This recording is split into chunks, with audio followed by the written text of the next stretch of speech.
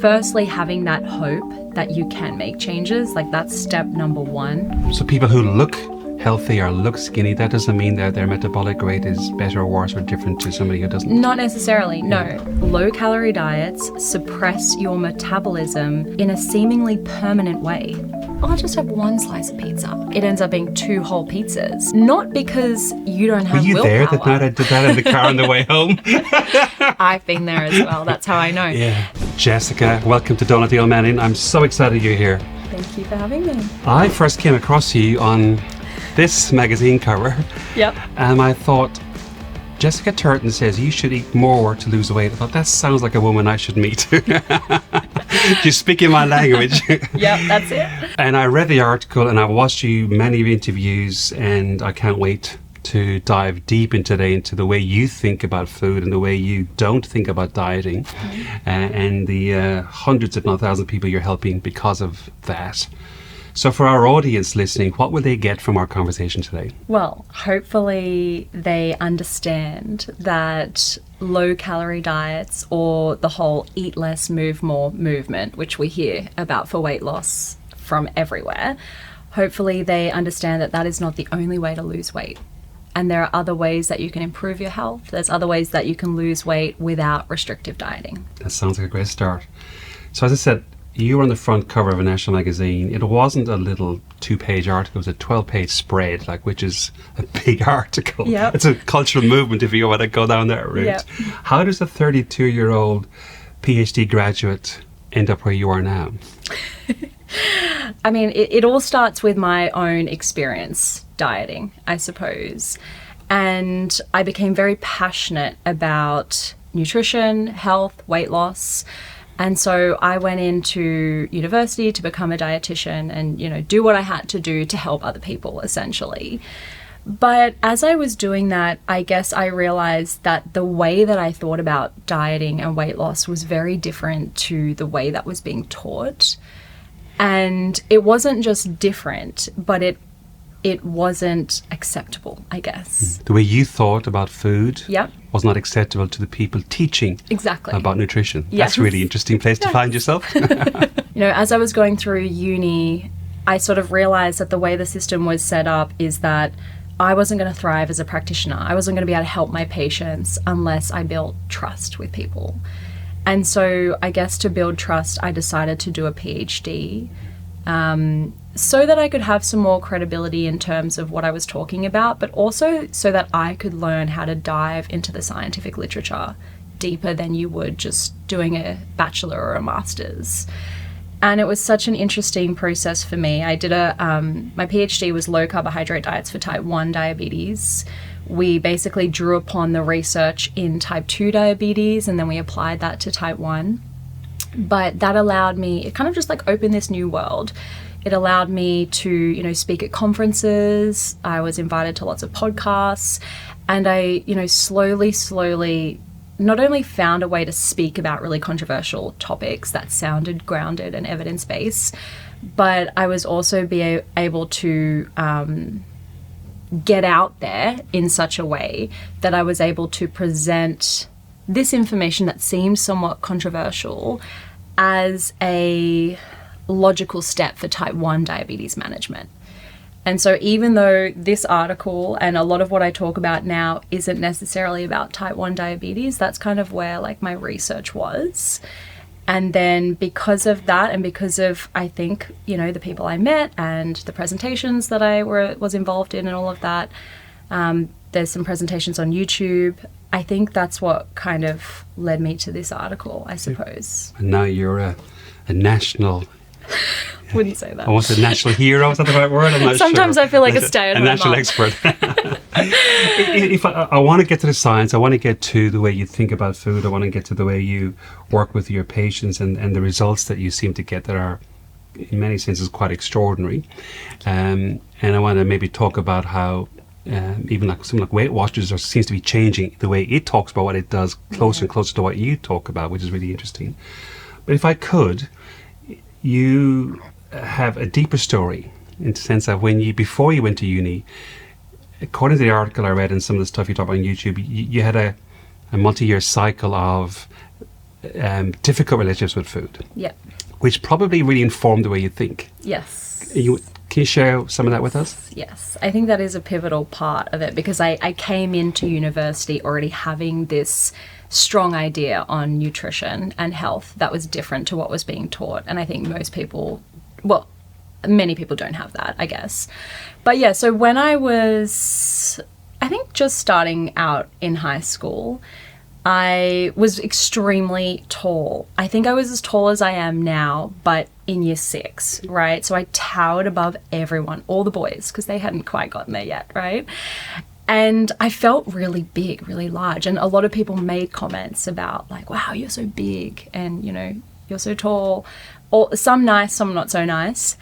And I think that just sort of got to me, but not in necessarily a bad way. I was carrying a little bit of extra weight, and I was like, well, you know, I am interested in nutrition and I'm not really doing anything about like my diet to eat healthy at the moment. So maybe I'll just learn a little bit. Maybe I'll learn how to eat a little bit healthier, and maybe I'll, you know, trim up a little bit, and that'll solve that problem, I guess. But the intention was to be healthy. And, you know, I was like a bit of a self-confessed chocoholic. So I definitely wasn't healthy before that point, right? Like I was just eating whatever I want, like most kids do, I guess. And so when I searched online, you know, what is a healthy diet? How can I be healthy? How can I lose a little bit of weight? Really, the only advice that was there was calorie restriction. So if you eat less energy than you expend, you will lose weight. And there were all these different ways of doing that, I suppose. But, you know, the core of it was you've just got to eat less energy, eat less calories.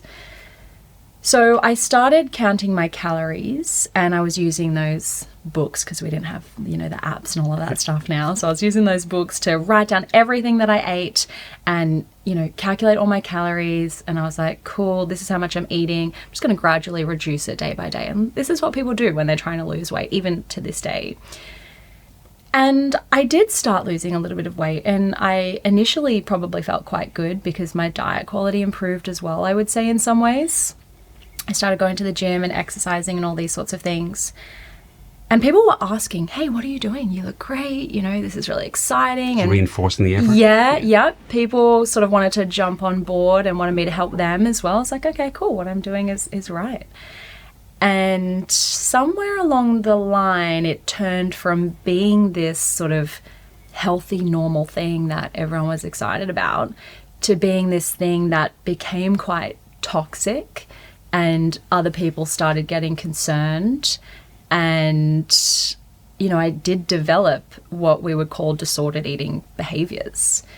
And so even though I went into the initial diet very healthy minded, I had no mental health issues, I had no disordered eating behaviors at that point, the diet itself sort of led to that, I guess. And we can talk more about that later. At the time, I didn't think about it in this way.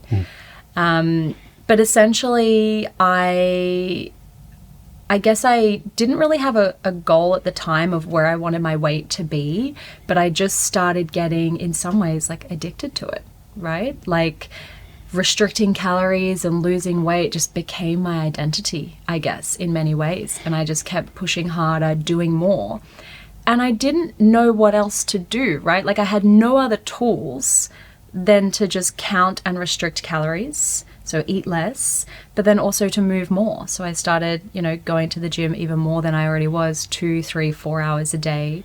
And I remember getting to the point where I thought if I ate more than 1,000 calories, that was bad. So I was trying to restrict to less than 1,000 calories. While going to the gym for multiple of hours. Mm-hmm. Wow. Okay. And while growing as well. Yeah. And so, yeah, it did become extremely toxic. And, you know, I lost a lot of weight. So I started around 75 kilograms. And by the time I got to my lowest point, it was around sort of 47 kilograms. So it was a lot of weight to lose for someone who was growing, who was just starting to go through puberty, I guess. But yeah, it wasn't my intention. I didn't start out that way. Like I wasn't, you know, at the beginning saying, all right, well, I'm going to make this a really toxic journey, right? And have this terrible relationship with food and get really skinny. Like that wasn't the plan. And I think when you speak to most people that have experienced disordered eating, they say the same thing. It starts off, you're just trying to eat a little, I guess, healthier, or there's some, maybe you do need to lose weight. And so you are just trying to lose weight. And oftentimes you're following the advice that's on accredited websites or government websites. Like, that's what I did. And so you think you're doing the right thing. And what I know now is that the calorie restriction itself induces the disordered eating behaviors. I didn't know that at the time. When someone's got disordered eating, everyone around them just says, stop, why are you doing this? As if it's a choice. But it's not a choice. It's a consequence of calorie restriction. And I think that's part of the reason I'm so passionate today about showing people there are other ways you can lose weight. It doesn't have to be calorie restriction. And it doesn't have to be, that's not the only approach. Eat more, eat less, move more. It's not the only approach. And I think that point is really important. First of all, thank you for sharing your story. I think that's really, really helpful. Let's start at the beginning. Let's get some core ideas onto the table. Can you talk to us, what is basal metabolic rate, and what is the relation between insulin and glucose in terms of food, in terms of how the regulation works? So you've already mentioned when insulin is high or when insulin is low, the effect that has. Okay. So the basal metabolic rate is essentially how much energy your body needs to fuel vital organ systems. And a lot of people like to say it's the amount of energy you burn at rest, but I don't think that really explains it, because it's the minimum amount of energy your organs need to function. So that's a better way of thinking about it. So one example I like to give is if you were in an induced coma, hopefully you never have to experience that, but if you were, your brain's not working, right? So it's not switched on, essentially. You're not thinking about things. Like you and me, we're at rest right now, but our brain is switched on. We're thinking about things. It's using a lot of energy. So we have to make that distinction that, let's say our brain is not switched on. We're lying in a dark room. We're not processing any information. We're not moving our body at all, aside from just breathing, I guess. The amount of energy we need for that circumstance, that's our basal metabolic rate. Okay, so for women, it's around 1,500 calories a day. For men, it's around 1,800 calories a day. But it all depends on how many cells are in your body. So, if you're a larger person, you have a higher resting metabolic rate. If you're a smaller person, it's lower. So that's the resting metabolic rate. I'm sure we'll get into this, but a lot of diets restrict below that, which is extremely dangerous in my opinion. And then when we think about glucose and insulin and how that ties into weight management, that's slightly different. So rather than talking about how much energy your body needs, which is sort of what we're talking about with the basal metabolic rate, when we talk about insulin and glucose, we are sort of referring to what type of fuel your body is running on. And a lot of people don't know this. I didn't know this. When you talk about restricting calories for weight loss, you just think about energy in, energy out. You don't actually realize your body can use different sources of energy. And there's really 4 macronutrients. We've got carbs, fats, protein, alcohol. And out of those 4 macronutrients, your body prefers to use carbohydrates or fats for energy. So they're kind of like our 2 main energy sources. When you eat carbohydrates, that turns into glucose in your blood. So that's where that term comes from. Your body can also make glucose. Now, the interesting thing about the human body, or at least I think it's interesting, is that you cannot burn 2 fuels at once. All right. So the body has a choice of where it goes to. Well, it has a priority system. Okay. So it doesn't really have a choice. We have a choice, but our body is going to prioritize the most toxic fuel first. What do you mean by toxic? Well, take alcohol, for example. So most people can understand alcohol as a toxin. Let's say you drank alcohol and your body wasn't processing and metabolizing that. It would build up in the blood and you would die. Okay. So that is a toxic fuel. Carbohydrates or glucose is also a toxic fuel. Right? Because if glucose builds up in your system, the glucose can start sticking to proteins in your body, damaging those proteins. And I mean, this doesn't usually happen, but you could die, right? Like if it got really, really high, like if someone was just injecting you with glucose, but your body has systems in place to stop that from happening, right? As it does with the alcohol too. But that's what I mean by a toxic fuel. And so, like, let's say, you went out to a party and all those fuels were coming in, right? You had the alcohol, the carbs, the protein, the fat, it was all coming in, pizza, wine, that sort of stuff. Your body is going to prioritize burning the alcohol first. That is the most toxic. I did not know that. And you want your body to do that, right? It's protecting you. Yeah. And so everything else sort of gets put to the sidelines. And the way that your body manages that, or one of the ways your body manages that, because glucose, as we just said, is also a toxic fuel. So you don't want that building up as well. So one of the things your body does is it shuts down its own production of glucose while you're drinking alcohol. Okay. So it's trying to reduce that second most toxic fuel while it's dealing with the alcohol. But essentially what happens is you burn the alcohol first, and then whatever glucose is in your blood, you burn that second. And then you usually get to the fats. You don't normally burn protein as a source of energy. It's more like a building block. So even though it is there as a source of energy, your body doesn't like using it. Okay. So maybe if you're starving, you will use protein, but aside from that, you won't. So it's alcohol, carbohydrates, then fats. Now let's take alcohol out of the equation, because a lot of people kind of acknowledge that alcohol isn't necessarily a healthy energy source to run on. So now let's just look at glucose and fats. Now, most people have a mixed diet, meaning they're taking in, similar amounts of fat and carbohydrate. I would actually say that it leans more towards a high carbohydrate diet where people are getting most of their energy from carbs, but they're still having fats as well. And when you say carbs, you mean like breads and pastas and rice and kebabs and all that kind of stuff. Yeah. So an easy way to think about it is anything that comes from a plant is a carbohydrate. So yes, your fruit and vegetables, but also grains and grain-based products and sugar products with sugar in it, essentially. So we're talking about processed carbs, but also real food carbs. Your body kind of treats them similarly in some ways.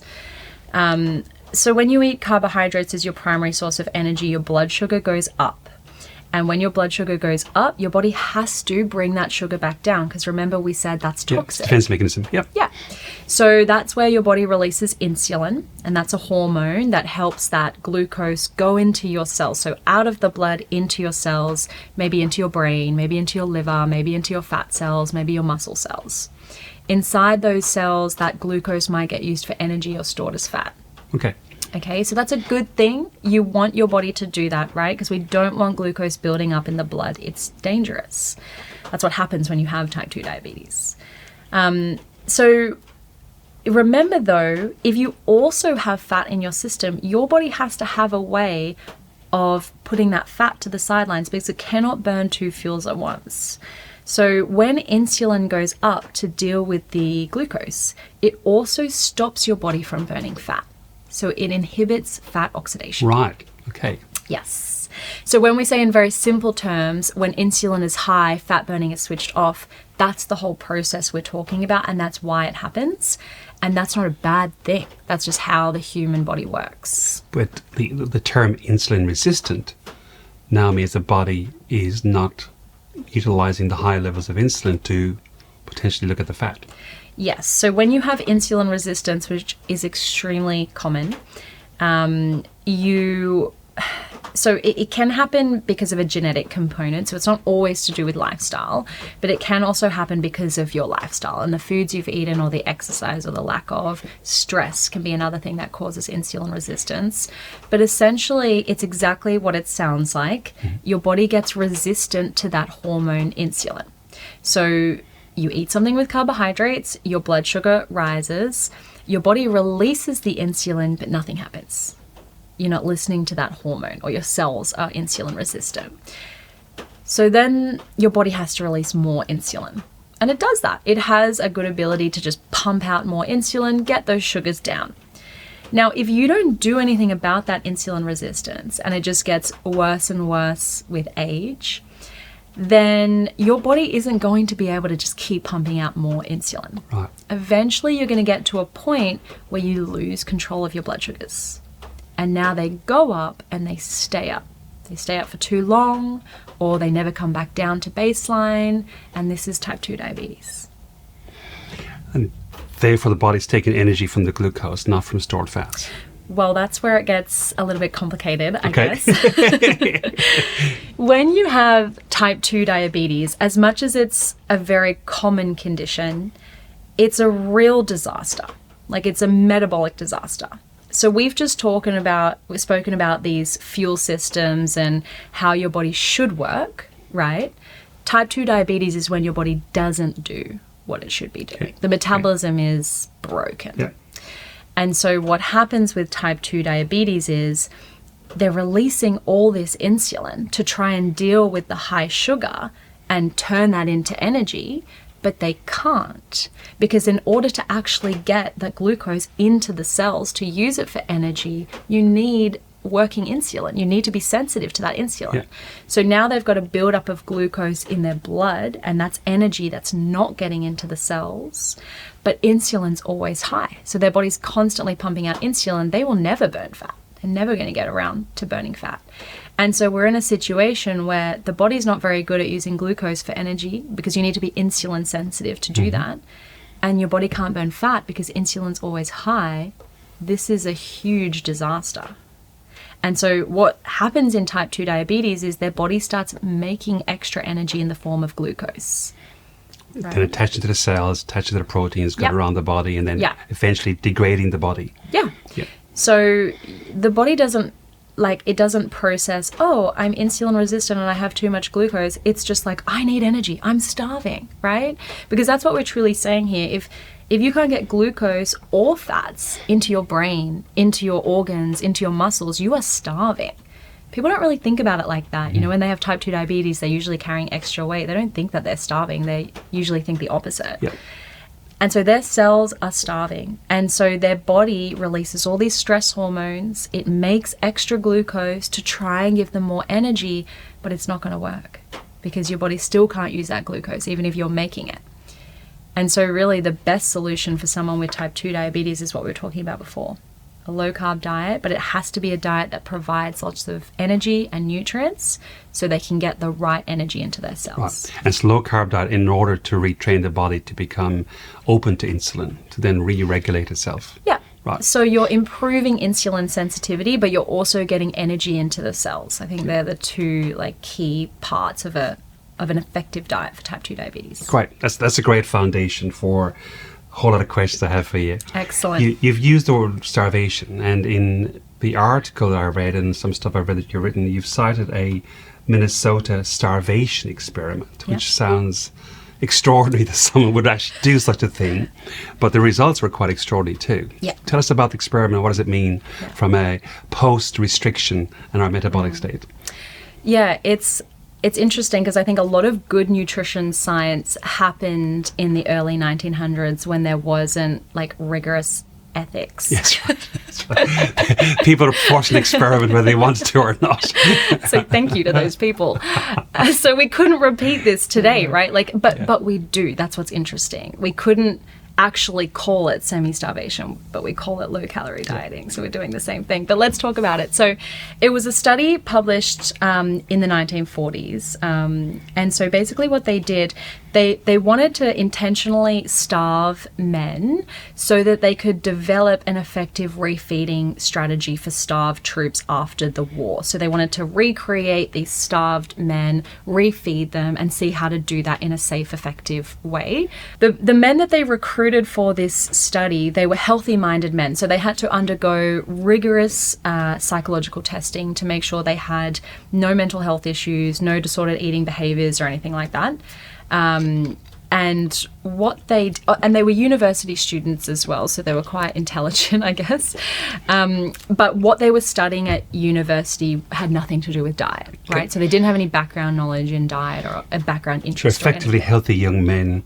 Yeah. And so what they did was they starved them. So they called this diet a semi-starvation diet, but what it was a 50% reduction in calories. Okay. So the men were typically eating around 3,000 calories a day on average before the study, and in the semi-starvation phase, it came down to 1,500 calories a day. So that is what they called semi-starvation. Now today, we just call that light and easy, or some kind of just standard weight loss diet. That's just eat less, move more. Everybody is doing that, right? But in in the 1940s, that was starvation. And so that's already interesting, I guess. I think they did, it was either 3 or 6 months on the semi-starvation diet. They lost a significant amount of their body weight, which was the goal, right? They wanted to, I think it was 25% of their body weight. It was quite significant. And they were still doing all their daily activities.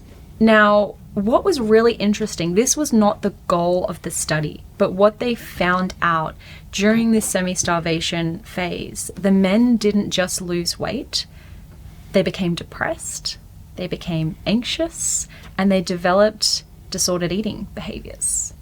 And so that included, hoarding food and trying to get control over their food. This was a well-controlled experiment, so they weren't just outliving their lives. They were in a controlled environment. The food was being given to them. And so in a controlled environment, these men were trying to get as much control as they could over food. They also became obsessed around food, nutrition, dieting. So all the university programs collapsed because they didn't want to learn about whatever they were learning about before. Now they just wanted to talk and learn about food and nutrition, which is interesting. It's very interesting, isn't it? Yeah.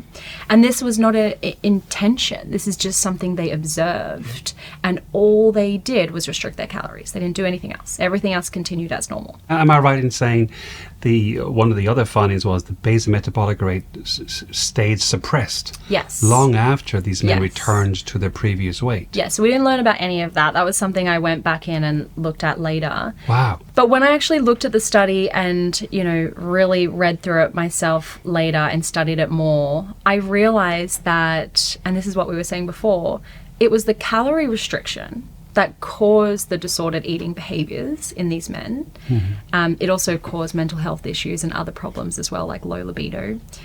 And then, as you're saying, they went through a refeeding phase. And the initial refeeding phase was a controlled increase in calories. And then the phase after that was eat as much as you want to see how much they would eat. Now, in the controlled refeeding phase, where the calories were still controlled, but they sort of gradually increased back to normal, I think is what happened. But when they did that, the men went back to their baseline body weight. And so a lot of people would have thought, well, okay, at that point, everything's back to normal. Everything's back to normal. Yeah, exactly. But then when they went through the unrestricted feeding phase, a lot of the men developed binge eating. And so they were excessively overeating. And a lot of people would think yeah, of course, because someone was just giving them a whole bunch of food. But it wasn't like they were having fun. They weren't sitting around together, drinking, having parties, things like that. A lot of the men had to get their stomachs pumped. They were dealing with gut distress, and they were still, clinically depressed and anxious and dealing with all of those disordered eating behaviors plus binge eating. And there were some interviews, I think 1 or 2 of the men when they were, much later in their life, they were in their 70s or their 80s, there was actually some reports of these men saying that the disordered eating behaviors never left them. And so they became lifelong disordered eating behaviors. But one of the things, and what you were talking about, is what they were measuring was their resting metabolic rate and how this was changing at different parts of the study. And so initially these men had never dieted. They were eating 3,000 calories a day. They were normal, healthy weight, I guess. And so you would assume that their resting metabolic rate was kind of optimized. They showed that when they went through the semi-starvation phase, they lost all that weight, their resting metabolic rate went down. And a lot of people kind of understand that, right? When you lose weight, you've got less cells, so you're going to burn less energy. Yeah. But then what was really interesting is when they gradually increased their calories and they returned to normal baseline body weight, their resting metabolic rate remained suppressed. So during that period, their weight went back to normal or baseline, but their resting metabolic rate didn't recover. So that's interesting. So what does that mean from a practical point of view for those men? I think a practical point of view for people in today's society might be a better question. Sure. Because that is kind of the crux of everything I talk about with the eat more to lose weight approach, which is low-calorie diets suppress your metabolism in a seemingly permanent way. So beyond the period of dieting, Yeah. your metabolic rate can remain suppressed, which is why it's so hard to lose weight. Yeah. Yeah. You go on a diet, your body starts adapting to that diet, you burn less energy, and then you start eating normally again and you gain weight rapidly, Yeah. right? Yeah. And you're Yeah. like heavier than you were before you started Yeah. the diet, and you're like, what Yeah. the heck, how did this Yeah. happen? Yeah. Yeah. Yeah. But when they did the unrestricted feeding phase, for the men who actually experienced the binge eating, and this is really interesting, they were eating like 10 to 15,000 calories a day, these men, in the Wow. unrestricted feeding And previously they were phase. eating 3. Yeah, so they started off eating 3,000 Down to just 1,500. habitually, Yeah. down to 1,500. They gradually brought them back up to sort of like 2,000 to 3,000. And then they just let them eat whatever they want. The ones who actually had the binge eating, they recovered their metabolic rate. So eating 10 to 15,000 calories a day actually helped them recover their metabolic rate. And so as much as binge eating is a horrible thing to go through, it seemed like the response of the body to try and recover its metabolic rate. I don't want to be starved. I'm going to get more and more food Yeah. to recover. Yeah.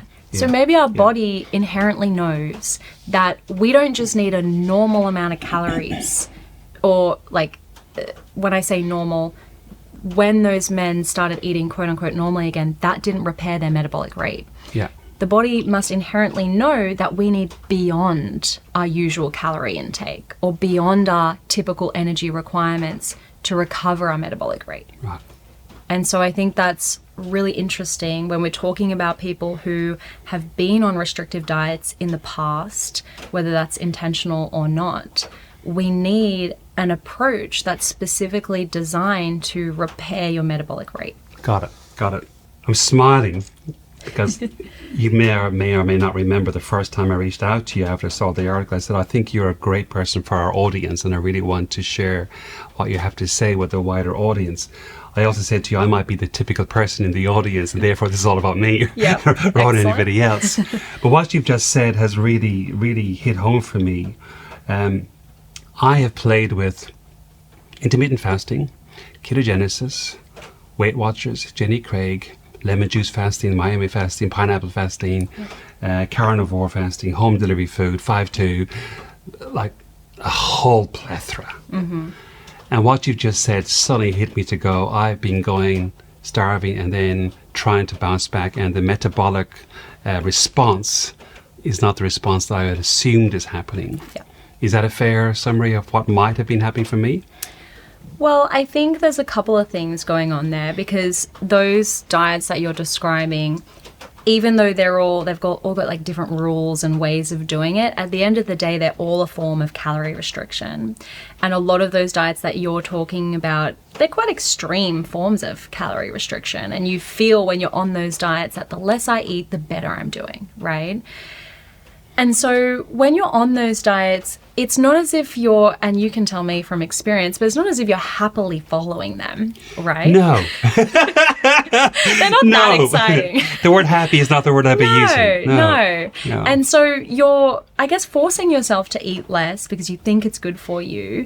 You're probably battling low energy, brain fog, maybe your cognitive function isn't where you want it to be. Maybe you're also getting a little bit depressed, maybe a little bit anxious, right? So you're not necessarily feeling good while you're on these diets.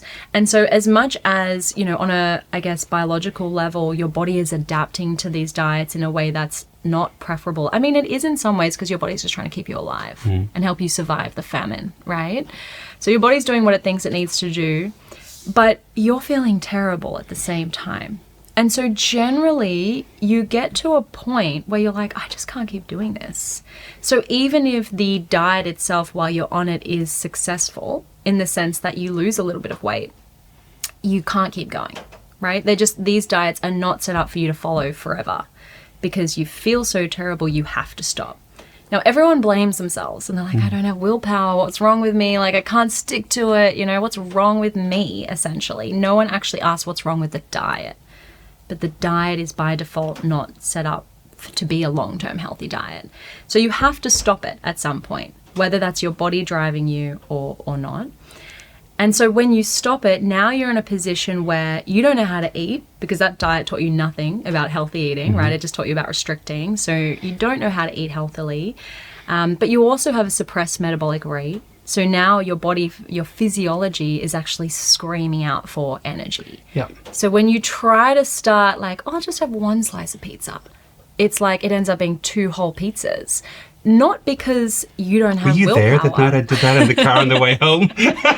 I've been there as well. That's how I know. Yeah. But it's not because you don't have willpower. It's nothing to do with willpower. Your body is designed to survive. And so when your metabolic rate is suppressed and you've been restricting energy for so long, your body will do what it has to do to get that energy. And so again, we blame ourselves. Like, what's wrong with us? Why can't we just eat like one piece of pizza like a normal person? Why do I have to eat 2 whole pizzas, you know? But that's your body screaming out for energy. And your body will do that whether you're overweight or not, right? So your body weight does not necessarily determine your resting metabolic rate or how suppressed it is. That's really interesting. Yeah. So people who look healthy or look skinny, that doesn't mean that their metabolic rate is better or worse or different to somebody who doesn't? Not necessarily, no. Yeah. The way that I'm thinking about it is with people who are carrying extra weight, their cells can inherently be starving and crying out for energy. And so even though they might have lost some weight on a diet, they might still be overweight. And so that's sort of the point I was trying to make there. Even if you're overweight and you're carrying extra weight, your cells can still be starving. But you are right. We can also take someone who's never had a weight issue in their life, who's, you know, from the outside looks very slim and very healthy. They can have type 2 diabetes. They can have a suppressed metabolic rate. Yeah. And so your weight doesn't determine that. Okay. Is there a difference for men and women, like in terms of how this works? That is a good question. Just from what I've seen clinically, I would say with men, they have in some ways, reduced ability to store energy away as fat, which is detrimental in some ways, right? So what we were talking about before with those energy systems or the fuel in the body, what you may have picked up on is having fuel in your blood when it builds up can be dangerous. But if your body can store that fuel away in like the fat cells, for example, it's safe. Okay, it's not actually damaging anything. Now, women are set up differently to men in the sense that we are sort of biologically designed to store fat better, right? To have more energy reserves for, you know, fertility, pregnancy, looking after a child, feeding a child, nourishing a child, right? But men are more set up to use their energy and burn their energy rather than storing it. That's interesting. Yes. Right. Now, that's obviously a generalized statement. It doesn't work that way for every man and every woman. But what that means for a woman is that usually she has less fuel floating around her system. So her body could be really, really good at making insulin and storing that the glucose away as fat or the fuel away as fat. Yep. So she's really good at storing fat, and maybe she puts on weight really, really quickly, essentially. Now, men tend to have a bit of a limit as to how much fat they can store in a safe, healthy way. Okay. This is why men have that typical body shape, which is a bit different to women, where they tend to store a lot of their fat around their midsection. Because the visceral fat are on the organs. Yes. Okay. That's not a safe place to store your fat. Like a safe place or an effective place to store away energy as fat is like the arms, the legs, subcutaneous tissue, the thighs. Now, fat stored in those areas is not associated with any negative health outcome. When your body essentially runs out of those places to store fat, then it starts storing away energy in and around your organs. Because the cavity there, so you can just fill it up. That visceral adipose tissue. Now, that is not a good thing.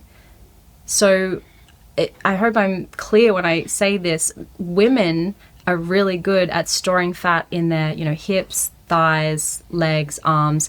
There's not necessarily anything wrong with that metabolically. Yep. Men don't have that same capacity to store as much in those areas. And so that's why their body starts storing it in the visceral adipose cavity or the visceral adipose tissue. And men tend to be more prone to larger bellies, right? Okay, that makes sense. Yeah. So And therefore that's why it's dangerous, because it's around the organs. Yeah, yeah. And like women don't like hearing that, right? And men don't like hearing that. I don't think any of those options are necessarily good, right? You don't want to be a woman who's like really good at storing fat, but you also don't want to be, you know, a man that isn't good at storing fat and then is, you know, prone to storing fat around your midsection, but it also increases your risk for diabetes as well. Okay. Yeah. Let's cut to the chase here. Okay. Asking for a friend who's sitting in front of you. Okay. Middle-aged man. Yep. I've already told you I've done all these different things. Imagine that we have done some blood tests, and let's assume that I'm insulin resistant, because I'm guessing I am. Yeah. Or anyone in my position, if a mid-50s-year-old man is. Yes. And I've come to you going, I've done this, and this. How would you start, and how do you think about the process from that point forward? Yeah. I would say that, you know, the first thing is just understanding what insulin resistance is. So going through a lot of what we've spoken about in this conversation already, but understanding that you can change your level of insulin sensitivity. So generally what does happen is we do start off being quite insulin sensitive. As we get older, especially as we go above the age of 30, we do tend to become more insulin resistant with age. And that's usually associated with reduced muscle. As we get older, that usually causes more insulin resistance. So it's extremely common to be in that position, I guess. So I think it's important to know that even though we have insulin resistance, there's something we can do about it. And it actually responds really well to dietary change. And that's the thing, a lot of health issues that we deal with today, we sort of feel like there's no hope, like we're stuck, there's nothing we can do, right? But with insulin resistance, type 2 diabetes, and in many cases obesity, there's actually a lot we can do. And so I think firstly, having that hope that you can make changes, like that's step number one, because a lot of people don't have that. And sometimes we need to do a bit of education to, you know, I guess, help bring about that hope. But then the second thing is looking at where what you're currently doing is going wrong. Because I think that's important to reflect on, because a lot of what I say to my clients is very controversial, right? Like eat more fat, eat more red meat, eat more eggs, eat more cheese, eat more butter. Just sounds wacky, right? And I acknowledge that. So what we have to do is actually look at what they have already done. So with your diets, you know, let's say the juice fast or whatever, I would then ask you to reflect on that. Like, how did you feel when you were following that approach? And then I would ask you things like, you know, even if it was successful for weight management, which it might have been, what other things did you notice? Like, what was your relationship with food like after that approach? Or like, did you notice any changes to your energy levels or your ability to focus at work? I can tell you I hated kale for years. Yeah. I can tell you straight away. Totally. Yeah. So, you know, let's reflect on what you've already done and let's understand, you know, if it actually worked for you or not. And most of the time, because we're talking about extreme calorie restriction, we're just bringing to light the fact that that was not healthy. And when someone really takes the moment to think about it, they're like, oh yeah, I didn't feel good at all. And that wasn't the right approach, even if I did lose weight. And so then you're kind of planting the seed in their mind that maybe eating less and moving more isn't the right way forward here. And so then we sort of talk about how those, I mean, what are those macronutrients, just like we spoke about today, the different types of nutrients that we have in food, and then how they impact blood sugars, how they impact insulin. Because insulin resistance is an interesting condition, like it kind of says what needs to happen in the name. Like you are resistant to insulin. We need to make your body more sensitive to insulin. How do we make your body more sensitive to a hormone? We need to have less of it, right? Like if you're in a really loud, noisy room and I tap the table, you don't hear the table. But if you're in a quiet room, you hear the table, right? You hear me tapping the table. So we know that with hormones, the less of it floating around, the more sensitive your cells become to that hormone signal, right? Yep. And so going back just to make sure I get it, when the body's insulin resistant and bring in some glucose through some meal or some kind and the body sugars go up, the body's pumping out insulin, but it's not being taken up by the body, it pumps up more insulin, Yeah. it pumps up more insulin. Yes. There's lots of insulin going around the body, which is the Yes. noise you're talking about. There's a lot of insulin noise. Yes. Okay. And then that's just like this progressive cycle. Your insulin resistance just gets worse and worse and worse and worse until you've lost control of your blood sugars and you have type 2 diabetes. So what we're talking about is coming in and reversing that process, stopping that process and then reversing it. And so, yes, then people start to understand, oh, okay, so I need less insulin. Well, how do I get my body to make less insulin? And so the question, like the issue answers itself when you fully understand it. Okay, well, what causes insulin to go up? So when your blood sugars increase, your body makes insulin. Okay, well, what causes my blood sugars to increase? And then we talk about the different components in diet. It's really interesting because when you actually look at typical standard dietary advice for type 2 diabetes, there is a lot of talk around carbohydrates, but they talk about which carbs are better than the other carbs. So you've probably heard of the glycemic index. Yep. And so we talk about low GI carbs as being better than high GI carbs. Low GI carbs digest more slowly, so they increase your blood sugars in a more sort of gradual way. High GI carbs digest quickly, so you get this big spike and this big drop. But no one actually talks about the other nutrients, right? Like there's all this emphasis on, yeah, you've got to eat low GI, but your blood sugars are still going up. You're still making a heap of insulin for low GI foods because at the end of the day, they're carbs. Whether they're low GI or high GI, they are increasing your blood sugars. So when we start to actually look at the other nutrients, proteins and fats, they don't require hardly any insulin to metabolize. But to keep you full. They keep you full. And, you know, if we're talking about typical 50-year-old male and we start talking about, well, what is a protein? What is a fat? We're talking red meat, we're talking eggs, we're talking cheese, right? Like all the food that a lot of people want to eat anyway, right? So now it starts sounding interesting. And you're like, oh, but this is totally different to everything I've done before. But that's the point. You know, what strikes me about what you're saying is, I think back to my grandparents and what they ate.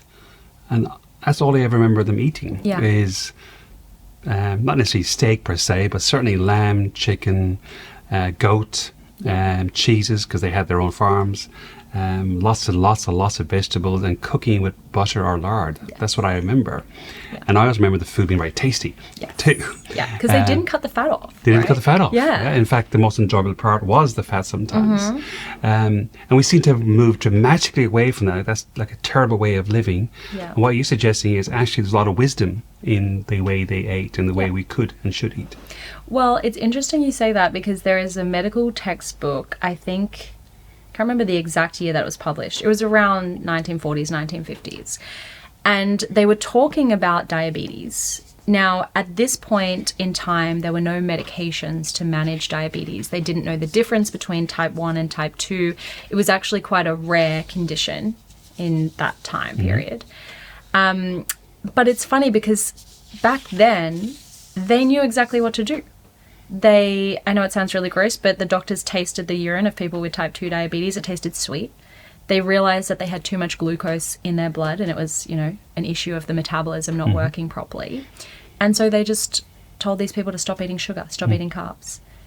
And so that reversed the diabetes. This was back in like 1940s, 1950s. So they knew exactly what to do. It's kind of like we know inherently what to do, but then somewhere along the line, you know, the way that we thought about these health conditions and the way that we treated them changed. So in many ways, this isn't new. Like a low carbohydrate diet is nothing new. We're actually going back to what we used to do. I mean, you could bring in a conspiracy theory here, couldn't you, and say the food companies, by nature, it's in their interest to sell lots of food, processed food, right? So therefore, that could be one conspiracy theory we could talk about. One conspiracy theory. Yeah. You said it, not me. So you're saying that from my friend who's sitting in front of you, a starting point would be look at cooking proteins, as in meat, chicken, having eggs, fish, that kind of protein, vegetables, and fats. Fats meaning what? Avocados or olive oil, or what do you mean by fats? So again, another hotly debated topic, like what is a healthy fat? Because a lot of a lot of advice around this is a little bit conflicting and confusing, and everybody has different definitions of what a healthy fat is. But let's just come back to what we've been talking about this whole time, which is, for people with insulin resistance, whether they have type 2 diabetes or not, or people with a suppressed metabolic rate, or maybe they've got both, these people need energy, right? We keep coming back to this point, their body is screaming out for energy. So when it comes to what is a healthy fat, now a low carb diet is, or should be, by default, a high fat diet, right? When you restrict energy from carbs, you have to increase energy Going back from to your fats. first thing about different sources of energy and fuel. Yes, exactly. And so... Otherwise, you just drink a lot of alcohol. Yes, and some people do that. So when we're talking about using fat as our primary source of energy, that helps us actually answer the question, what is a healthy fat? Okay, because there are some fats that you actually cannot use for energy, and that is really dependent on their chemical structure.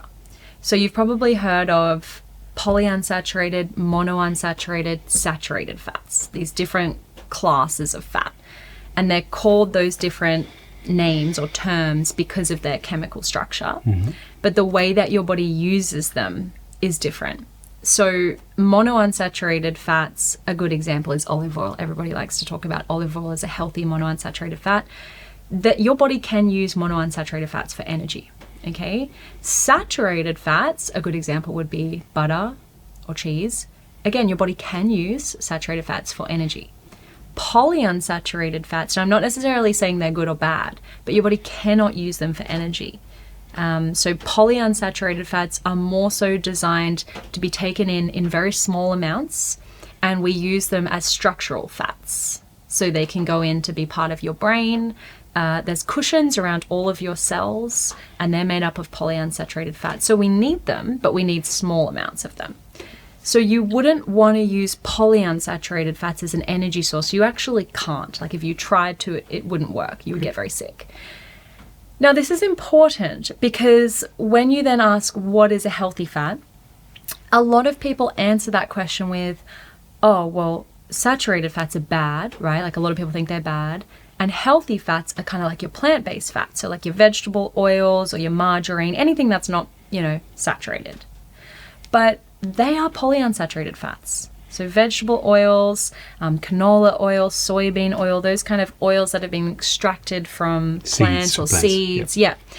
They are their chemical structure is polyunsaturated fat. So again, I'm not necessarily saying they're bad, but they cannot be used for energy.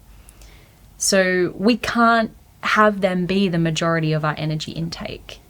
Now, when you look at saturated fats, although they've been demonized, they're a fantastic source of energy. They don't touch your blood sugars.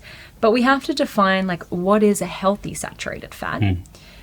Because when you look at all the research on saturated fats, especially the research that says saturated fats are bad, they increase risk of disease like cancer, diabetes, that type of thing, heart disease, you actually find that these are big epidemiological studies where they're lumping all these different saturated fats into one kind of food category and just calling them saturated fats. So there's no nuance of any kind to that. Yeah. So they'll put your kind of meat, butter, cheese in that category with pizzas, with pastries, with hot dogs, with party pies, with deep fried chicken. It's all in the same category, and they're saying saturated fats increase your risk of disease. They're not actually looking at real food or minimally processed forms of saturated fat, like saturated fat that might be in a steak, or saturated fat that might be in an egg or in butter. When we actually look at those studies, which were all the studies I researched in my PhD, there is no increased risk of heart disease. There is no increased risk of diabetes. In fact, eating lots of those saturated fats from real whole foods is what reverses type 2 diabetes and insulin resistance. So there's a secret sauce here, which has been around for a long, long time. Yeah. Wow. Yeah, exactly. So we're talking about minimally processed real food forms of fat, essentially. So if I want to go home and cook a steak tonight, you're saying butter, lard, olive oil, lash it on and enjoy it. If you have insulin resistance, you have to remember that you're particularly bad at using two fuels at once, right? So the human body is not good at using two fuels at once, but let's take a 20-year-old male who's physically active, he's insulin sensitive. he could have a lot of fat and a lot of carb together. His body would burn the carbohydrate first. His body would use a very small amount of insulin to deal with the blood sugar response because he's insulin sensitive. And then as soon as he's finished burning those carbs, he'll switch over and burn fat because his insulin is low. When you have insulin resistance, yes, you can add all those healthy fats and it's really great, right? But you have to do it in the context of a low-carb diet because you won't switch back and forth between fuels like you did when you were 20. Got it, because you're trying to keep the sugars at a stable level in order to do that. Yeah. That makes a whole lot of sense. Food freedom. You've talked about you want to give your clients food freedom. And when I think about what I said earlier on about having tried lots and lots of different things, none of that was about freedom. Yeah. In fact, it was the exact opposite, with a promise at the end of it that, at least in my case, the promise never happened. When we talk about any kind of disordered eating, that's again a real lack of freedom. What is your hope for food freedom? What are you hoping your clients will get? Yeah. Well, I think it goes beyond just not having an eating disorder, right? It's about breaking free from that toxic dieting cycle, which I think more people are in than not, whether you call it disordered eating or not. It's that whole mindset of I'm on a diet, or I should be on a diet. I feel bad about what I'm eating, or this was a good day, this was a bad day. Those food-related thoughts that can just plague you, right? And almost kind of like control your life. And that's the thing, like when I think about my experience with disordered eating, the worst part of it was that I had no interest in or enjoyment in anything other than food and nutrition, right? Like it literally takes over your life. You're obsessed with that. Yeah. Yeah. But I think so many people are today, and they wouldn't even call it disordered eating because it's normalized. Like so many people are sitting there at home thinking about, oh, I should go on a diet, I need to go on a diet, I've got to start that diet on Monday, or they're researching diets, right? And whether it's like healthy or not healthy, it's still consuming, all consuming. And then they have less attention going to their kids and their friends and their hobbies and their other passions in life because they're consumed by Well, dieting. they're on edge as well, as I think They're about on it. edge. Yeah. And so it's about breaking free from that toxic dieting cycle in the sense that you're not thinking about food all day. You're not worried about dieting. You have found a framework that works for your body. And so with that framework, you're able to break free from dieting. Like I used to be the sort of person that I would get every magazine on the shelf and I would just go to the diet section. I'd be so interested in the next diet. Like, what can I try? I tried like everything you said plus more ridiculous diets just because I couldn't think about anything else. I lost all my hobbies. Like I lost a lot of friendships because I was just so obsessed with dieting. But now, you know, people talk to me about diet outside of my work and I'm just kind of just like, nothing phases me. Like it does not faze me at all. And I think that it puts me in a position to be able to talk about diet so freely. I think a lot of people who have quote unquote recovered from disordered eating couldn't talk about dieting all the time so confidently and help other people do it. I think you have to truly experience food freedom to be able to do that. And I've said this many times, but there is not one part of me that is concerned that I'm ever going to have a eating disorder again, right? So I think food freedom is not just not dieting. It's having the tools and the framework to not fall into the trap of dieting and restriction. Okay. Jessica, I could talk to you for hours, and indeed I might need to book in and talk to you for a few more hours based on our conversation today. It's been fantastic. I'm sure you don't have hours to give to me right now.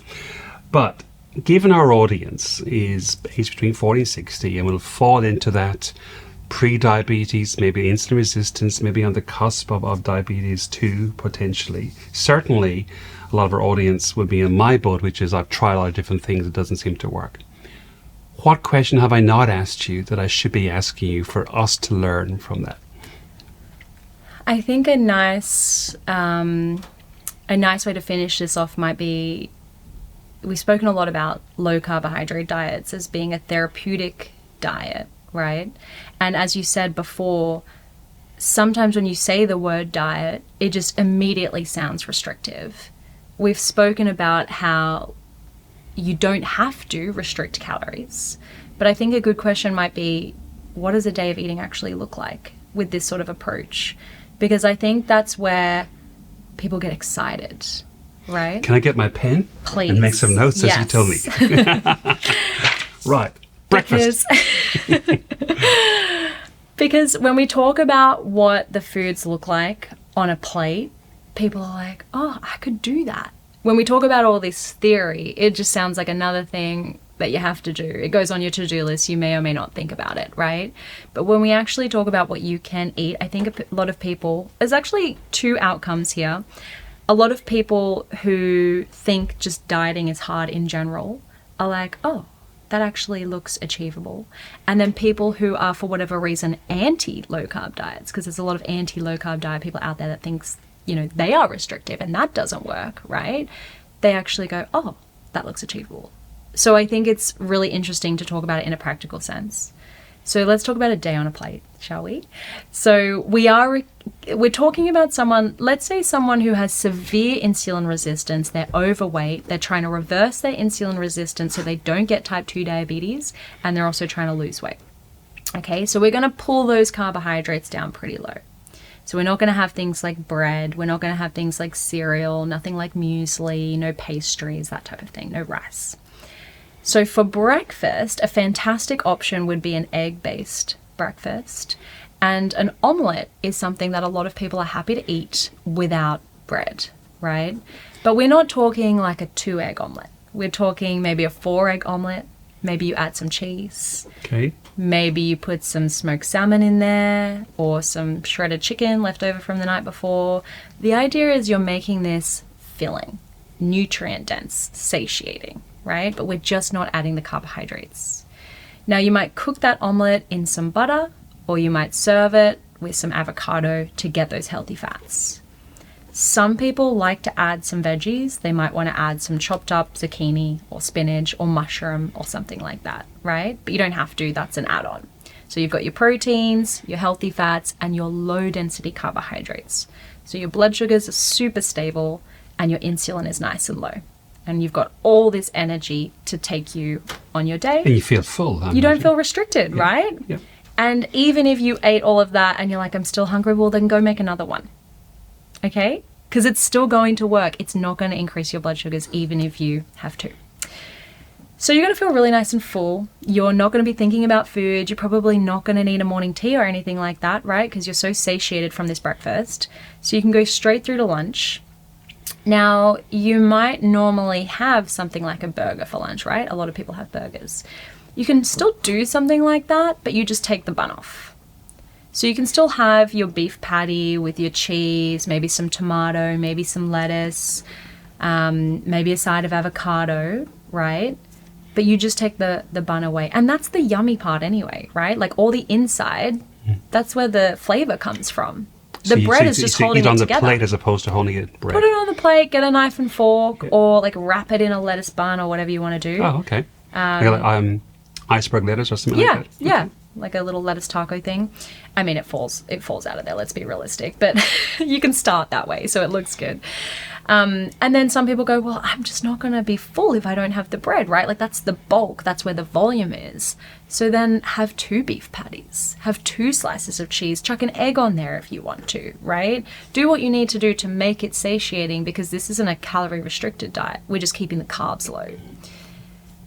And so a burger's a really good one because you can get that when you're out and about as well. You can make it at home, but like if there's a cafe or a restaurant nearby, you just find the burger on the menu, ask them to make it without the bun, without the chips, double patty. Okay. Again, you're feeling full. You're not feeling restricted. You're satiated. You can go right through to dinner. So you're not needing all these snacks across the day. And so dinner time could be something like a steak, or roast chicken, meatballs, whatever sort of protein food you like. But let's talk about a steak. That's a good one for your audience, I guess. So a nice big steak, right? So as big as you like. And then you might serve that with some broccoli, some zucchini, some roast pumpkin, But make those vegetables tasty, right? Like roast them in olive oil, or roast them in some olive oil and butter, or make a little cream sauce with some cream and some herbs to pour over your steak and pour over your veggies. If you want to turn those veggies into like a cheesy bake, you can, right? Like throw them in a baking dish with some cheese, some sour cream, roast that, and then serve that with your steak. Like it doesn't have to be bland. I'm getting hungry and just boring. listening to you. But does that sound restrictive to you? Restrictive? Not at all. Not at all. I'm looking at this and my first reaction is that's a lot of food. Yeah. What's your second reaction? I can now start to understand the insulin piece that you've been talking about. Assuming that I understand you right, correctly, assuming I understand you correctly, your blood sugars should be relatively normal the whole way through the day because of this. Yeah. You won't get big spikes. Yeah. So if that's true, then over time, your insulin can then be taken up by the body. Like it becomes sensitive to insulin over time. Sensitive, exactly. And then you start using fat for energy. And when we talk about using fat for energy, we're talking about a mixture of stored fat and fat from the diet. Okay. And because you're using fat for energy, the welcome side effect for some people is they lose weight. Yeah. That may not be the intention of this, of course, Yeah. but that would be a welcome side effect for some people. Yeah.